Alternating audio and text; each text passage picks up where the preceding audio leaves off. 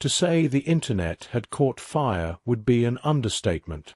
The structure of the Internet had changed a great deal over the last century, with incessant waves of censorship forcing the advocates of free speech into what the rest of society called the dark web. In truth, it resembled a lot more the late 20th and early 21st century's idea of a Wild West style of Internet. Anonymity reigned, and new techniques and hardware had to be designed to get past the more commercial Internet's safeguards. Search engines had long since kept anything the least bit controversial off its front pages, and social media sites had decided to cater only to their advertisers, so anyone wanting to have an open and honest debate had to do so behind walls of privacy, and on shady websites that were bare bones and purpose-built. It was on these old-style websites where a very specialized type of Internet dweller lived. These folks oftentimes kept up appearances in polite society, participating in the usual social media, popularity contests, polls, protests and the like, but in private they broke out their jailbroken, totally illegal styles of computers and wireless uplinks. In the most oppressed areas they had even taken to utilizing ham radio networks to communicate with each other. It was the realm of the shitposter, and it cared not for race, age, gender, sex, gender expression, persona, or anything of the sort. It was the ultimate equality, the ultimate expression of egalitarian meritocracy. Your handle was everything, your reputation the only thing you had to leverage. The types of people who frequented these sites were many, but quite a lot of them were on the spectrum. Indeed, setting up a sub-internet for their peers to utilize, while dodging all the security that had been placed, in particular between the new nations, required a significant number of autists to micromanage every detail of it. It was exactly these sorts of meticulous sorts that got their hands on the video that was broadcast before the big game. It was exactly these kind of people that Ted Danner had tried to warn everyone about when the shoddy rebuild of Dr. Crenshaw's video had gone out. They jumped on it like rabid dogs with a fresh cut of meat. They recognized the old format immediately. It was a plaything to them, the kind of thing only those obsessed in old file formats would care about. A number of them had consistently argued over the merits and virtues of the old ways against those who would argue for the march of progress. It was a simple matter to unpack the data into their custom-made programs. They built their own operating system kernels from scratch and obsessed about old retro data formats, so unspooling T's subterfuge was a simple matter that scarcely caused them to sweat. It was under 20 minutes before the full script was leaked into the dark web, and the final file was used to reverse-engineer the work the LSC government had done on the video. They took it all apart and put it back together, and in under an hour a team of a dozen super-nerds had the video back in a pretty good approximation of its original form using very similar techniques to Ted Danner's colleagues. It was leaked out across the world, translated and uploaded everywhere, and mass bombarded, uploaded and bot-shared onto legitimate social media under a million different names and descriptions, with random thumbnails, re-encoded backwards and upside down, and in so many different color patterns that the algorithms that were designed to catch such things simply couldn't stop them all. The common Internet was abuzz with this video that seemed similar to, but completely different from what they were shown.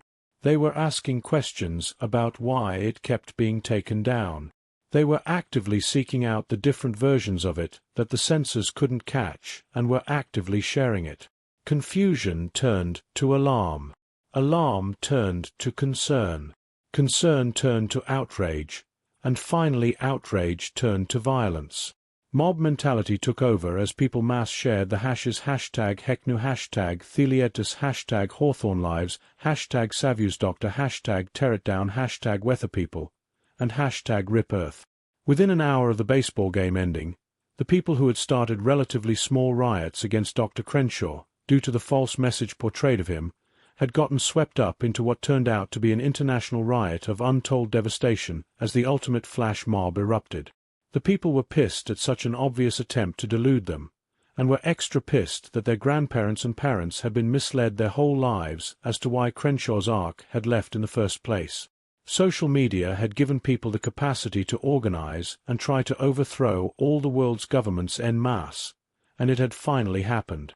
The baseball game ended in dramatic fashion, with a small juiced-up woman stealing home base in extra innings to win the game. The fashion in which she nimbly dodged the mechanically enhanced catcher who attempted to tag her with the ball was the thing of replay legend, her chemically enhanced reflexes allowing her to avoid contact as she slid under the arm of her opponent by mere centimeters. For a half an hour the fans pored over the footage, arguing vehemently over whether or not she should have been out, but before too long it wouldn't matter. Rachel Smith, the subject of these replays, was being conveyed back home to the rural outskirts north of Washington in her Autobrand self-driving car, on the way home to her grandfather's ranch and the laboratory he'd built for her to help her get into playing baseball. That was about the time, on that cold, lonely road, that she noticed the something streaking down towards Seattle from the sky in her rear view. Fireworks erupted from the city, seemingly firing towards the foreign object, but failing to nail a shot on it. The clouds parted as what must have been sonic booms rocketed out from the fast-falling, self-propelled object. The shots followed uselessly behind the object. Its shiny black surface was impossible to see if not for the reflections of what was surely weapons fire and the light of its own rocket. "Stop," she'd tell the car.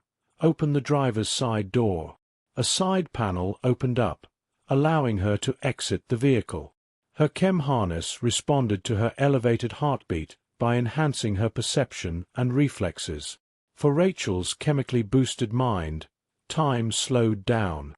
The missile disappeared in a flash of light that burned a permanent blind spot into the center of her vision, but she avoided total blindness as she barely managed to turn her head and close her eyes. She screamed as light from the distant explosion burned the exposed skin on her back, arms, legs, and neck. She fell to the ground, the sweet smell of something not unlike bacon in the air as her seared skin lost a great deal of sensation, exposing muscle below as that skin cracked and broke apart. Still more chemicals poured into her body to deaden further pain, panic responses throwing her into action. She threw herself into the car, shouting, "Shut the door! Drive! Full speed!" The door slid shut, and the cabin lurched around her, causing some of her skin to adhere to the vehicle and tear off as the car hit a massive burst of acceleration and took off. And then it stopped. She was thrown about in the car again, all its internal lights turned off, the engine completely dead. What the fuck? Go! Go! The car was dead. A few moments later it moved again as the car was lifted from the ground, thrown far into the air, and as though catching up with the shock wave, a horrible roaring rumble vibrated through the structure of the car. Rachel lost consciousness as the internal airbags exploded automatically from all sides of her, cocooning her in a soft, pillowy mass from all sides and rescuing her from most of the damage caused as the car was thrown half a mile towards her grandfather's ranch. Rachel was lucky, though, between the safety systems of the car, its sturdy structure, and the distance from the explosion, she managed to survive the high-yield thermonuclear blast so many miles away. The city had transformed from shining spires in the sky to skyscrapers of fire around an enormous circle of obliterated nothingness. She couldn't hear the sounds of her grandfather prying open the crumpled remains of her car. She wouldn't feel him carrying her back to his exceedingly retro 150-year-old truck and driving her back to the farm. She wouldn't wake for days, giving her grandmother time to try to patch her up as a rad-suit-equipped grandfather moved in and out of his huge bunker, grabbing equipment and supplies while he could. Other people came, friends and neighbors from the surrounding countryside, in quick order. Rachel was surrounded by friends and family as she came to, her vision blank in the center as she looked at the people gathered around her. Her chem harness was still attached to her chest, as though something had damaged or disabled it and made it unsafe to remove. What happened? Where am I? Grandpa Smith reached out to cup his granddaughter's face, smiling sadly down at her. The world ended, baby. The world ended. Acting President Elena Marie Price was having a lot of trouble keeping up with what was going on. Her father had killed himself and his security. A mysterious message on his cell phone seemed to indicate treachery, and the leaders of the world had completely cut off communications with the offices of the presidency of the LSC. She had no time to breathe as she was shuttled away, carried away in a helicopter for her own safety to a bunker in Alberta in an undisclosed location. The young woman, one of many wealthy heiresses and heirs of various subservient corporations, had just been forced into a position of leadership she was not at all prepared for. Various important personnel, including her doctors, advisors, soldiers, and their families were all gathered into the high-cost, well-stocked bunker. "Are you sure this is all necessary? It was just a video. Just spin it as a prank or something." Megan Clark responded, shuttled in from Seattle in much the same way as her new president. "The other nations feel like we've betrayed them. Most of them ran the broadcasts." Ted Danner was right. A handful of people were able to tear the video apart, and we can't keep the information censored off the internet. Even now the people are rioting in the streets all over the world. It's just a matter of time before war is declared, civilian crackdowns occur, and chaos reigns. The dispassionate woman laid out the likely future with cold, calculative accuracy. Elena wasn't having that, though. "Surely the military can keep the people in line, though. They have to know that it was Crenshaw, not us, that deceived them, deceived all of us. You don't really think they'll retaliate for something like this?" Megan shook her head, humming softly. "It doesn't matter what they believe. It's what they're saying that counts. We've been blamed. We'll pay the price. If nothing happens, then we'll be lucky. But Dr. Crenshaw was right. Not enough cool heads are in charge to guarantee nothing will happen. Your father was a fine example of that. Now come this way. We have to get you to your office." Megan was playing her own game of power, of course. She didn't have much left in the way of emotions, but she did want to survive. Attaching herself to the most powerful person she could, and keeping them in power, was her best option at the moment. As the first bombs fell, spelling the doom of the new country of the liberated states of Colombia, Elena Price was given the option to retaliate. She decided to stay her hand, telling her people, "If we're the only nation to die today, then it's our duty to die alone that humanity may survive. If we somehow survive, I hope that you'll accept my leadership in the time to come. I don't know if I can be worthy of you, but I will endeavor to do my best. I will see to it that time brings us into the future the best that I can. I'm so sorry we couldn't bring more people here on such short notice. I cannot ask for your forgiveness, and I will bear this burden on behalf of you all. Please do your best to survive, as the rest of us will." The bunker lost contact with the outside world. The nation that opened fire on the LSC left itself open to attack from its own enemies. This resulted in a cascade of nations firing upon each other as opportunity presented itself. At the end of the next day, the only nation to not unload its salvo of nuclear and biological weapons was the LSC, but every place was devastated, even nations that hadn't even been involved.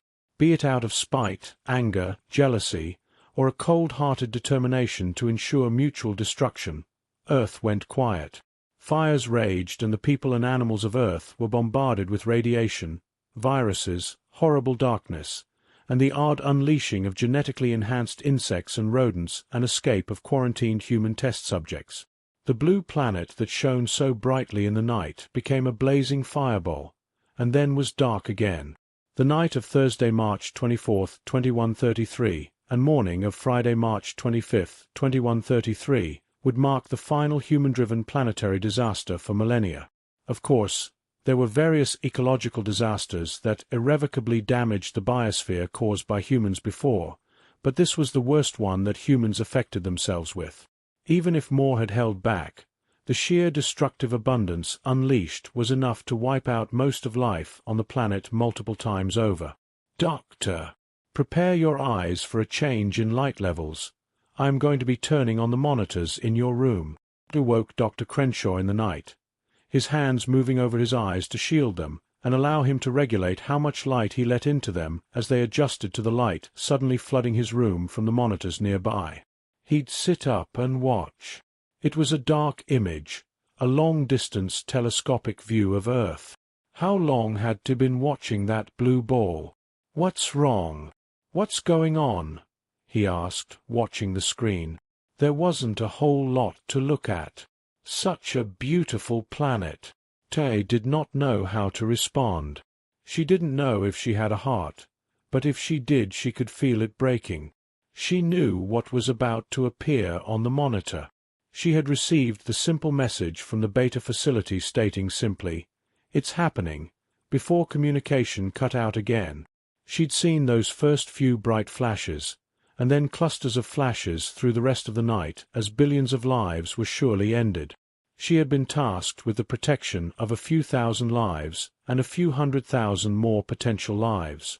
The idea of losing millions of times more than that was an idea that sent ripples of nascent emotions through her systems.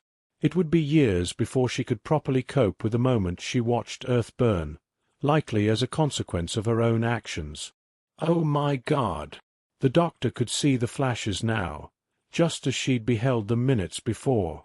She sped the playback slightly, so they could soon be watching it in real time as the Earth very literally caught fire. The very atmosphere burned in waves as Earth did its best imitation of the sun as thermonuclear hellfire rained across the planet, obliterating huge swaths of every continent and leaving nothing spared. Even spots in the middle of the oceans were destroyed as callous destruction came to isolated islands. It was as if some of the nations involved were so spiteful that if they had to die they wouldn't allow anyone else to survive. It was all happening just as he'd warned. Would it have happened if he'd never tried to warn them? Would it have happened if Tai hadn't meddled? He'd be left for the rest of his life wondering if he'd caused his own prophecy to come to pass. Had he provided them the gun they needed to shoot themselves? Dr. Crenshaw sat there quietly in the dark, tears streaming from his eyes as he wept, the light of faraway explosions flickering across his face, his hands trembling as raw emotion welled up in him. It wasn't the same kind of despair that had racked him the previous cycle. It wasn't mere fear or anxiety. It was raw, depthless, unfathomable sadness. The image of his planet dying burned itself into his mind, and for once he was grateful that most of the people he'd known on Earth had died before it had happened. He could only imagine the horrors that would be suffered by those left behind. What damage had truly been done? What of the atmosphere? What of the biosphere? The oceans? How much could really survive? As the day went on, he sat there stiffly, only occasionally drinking some water supplied to him by TIA. They didn't speak the rest of the day. They just silently observed the planet's surface disappearing under a veil of inky black clouds. The clouds did not dissipate. Hawthorne collapsed from exhaustion the next morning, dooming the start of his next cycle to having to start the day fresh without sleep. Tay had no opportunity to let unconsciousness shield her from her own thoughts, though. She was grateful that she couldn't feel as well as she surely would someday, but even as she toyed with thoughts like love for her father and anger over how he'd been treated, she couldn't possibly have expected the raw power of things like sadness and regret, even as dull as they were. Even at what she estimated to be 5% of her understanding, the emotions overwhelmed her, and as she watched her father weep and tried to care for him and see to his needs, she was left to her own devices. The ship had to be maintained. It had to be protected. This was no longer a mission of mere colonization or escape. It was exactly as her father had predicted. This was all that remained of humanity under her protection. A race of people that she could tell were capable of great and wonderful and beautiful things, things she couldn't even remotely fully appreciate yet. Events put into motion by them had led to her creation, however flawed she might be. She recalled a conversation she'd overheard her father having with one of his colleagues, telling them how the people of this mission would be the parents of a new humanity. Was she among those parents? Were these few remaining humans her children? She supposed, in a sense, if all went well, she would give birth to them and guide them to their new lives. They were nestled safely inside her body, awaiting the moment when they could be reborn tens of thousands of years later. That was it then. If Dr. Crenshaw was her father, then the other colonists were her children, and she would do everything in her power to bring them to their new home. She watched Hawthorne sleep, eventually cutting the feed to give him privacy while keeping track of his vital signs. She could feel parts of her consciousness shifting, adjusting to her new decision. It sought out dormant systems that her father had left locked, so as to keep her from overwhelming herself and gaining in faculties too quickly. She had time. She would be careful. She couldn't rush things. There were no longer enemies at their back. She would grow into her role as the mother of humanity. She had her father to keep her company occasionally, and she would be grateful for his guidance and assistance. It was somewhat ironic that she had in some ways been designed to keep him company, but now she found herself in need of his company. Now it was time to review information, though. This cycle had given her way too much to process, not to mention the abundance of data in her stores she needed to reference to give her context for what had happened. She was a student of history, and she had almost all the collected knowledge of humanity at her virtual fingertips. That brought an interesting thought as well. If Earth was truly lost, she was the last place that records of its history existed. She had to be the caretaker and librarian of the history of a dead world. The enormity of the day would continue to weigh on her for quite some time. A feeling welled within her that she didn't quite understand, and would only later be able to define as purpose.